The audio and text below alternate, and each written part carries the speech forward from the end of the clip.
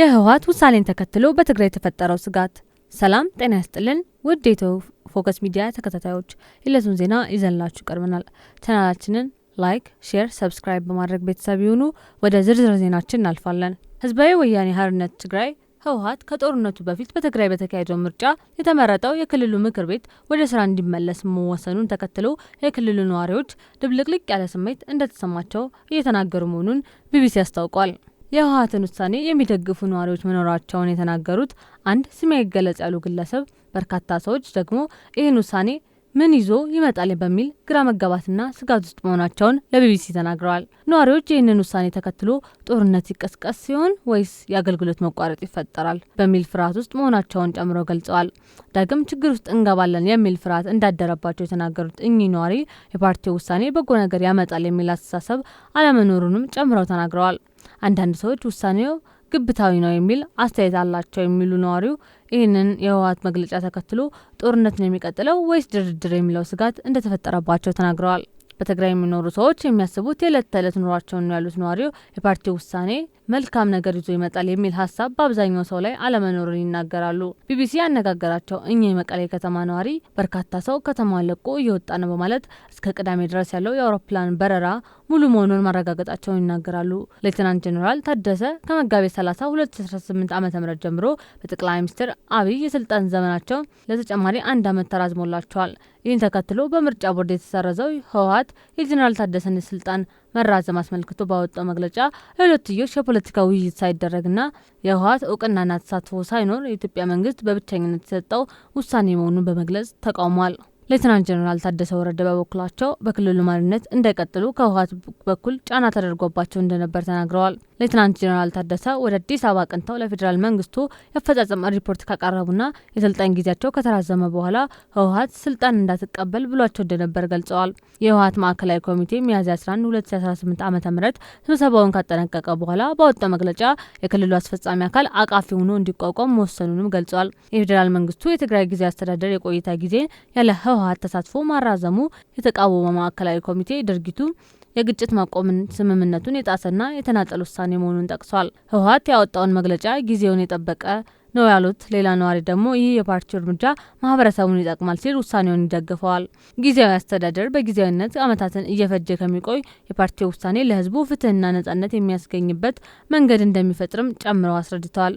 ተፈናቃዮች ወደ ቀያቸው እንዲመለሱ ለማድረግ የተወሰነ ነው የሚሉት እኚህ ነዋሪ ለክልሉ መፍትሄ እንደሚያመጣ ያላቸውን እምነት ይናገራሉ። ወደ ትግራይ ክልል መላክ የነበረበት የድጎማ በጀት መቋረጡን የጠቀሰው ህወሓት በአጠቃላይ በትግራይ ላይ ዳግም እገዳና ከበባ በማድረግ የጦር መሳሪያና ሜካናይዝድ አቅሙን ወደ ትግራይ በማስጠጋት ዳግም ጦርነት ለመክፈት ዝግጅት እያደረገ ነው ሲል የፌዴራል መንግስቱን ወንጅሏል። በእነዚህ እርምጃዎች የተነሳም የፌዴራል መንግስቱ ለትግራይ ህዝብ ህልውናና ደህንነት አደገኛ የሆነ ሁኔታ እንደተፈጠረ ገልጿል። የቀድሞ የክልሉ ጊዜ አስተዳደር ፕሬዚዳንትና የአሁኑ የጠቅላይ ሚኒስትር አብይ አህመድ የምስራቅ አፍሪካ ጉዳዮች አማካሪ አቶ ጌታቸው ረዳ ህወሓት በዚህ ውሳኔው የፕሪቶሪያ ስምምነትን የሚያፈርስ ተግባራዊ እርምጃ ወስዷል ብለዋል። ጌታቸው የፕሪቶሪያ ስምምነትን እና ከጦርነት በኋላ የተዘረጋውን ደካማ ስርዓት የሚያፈርስ ማንኛውም የተናጠል ውሳኔ በክልላዊ ተዋናዮች መካከል ብቻ ሳይሆን ከራሱ ከፌዴራል መንግስት ጋር እንደ አዲስ ግጭት እንዲቀሰቀስ የማድረግ እድል አለው ሲል ያስጠንቅቀዋል።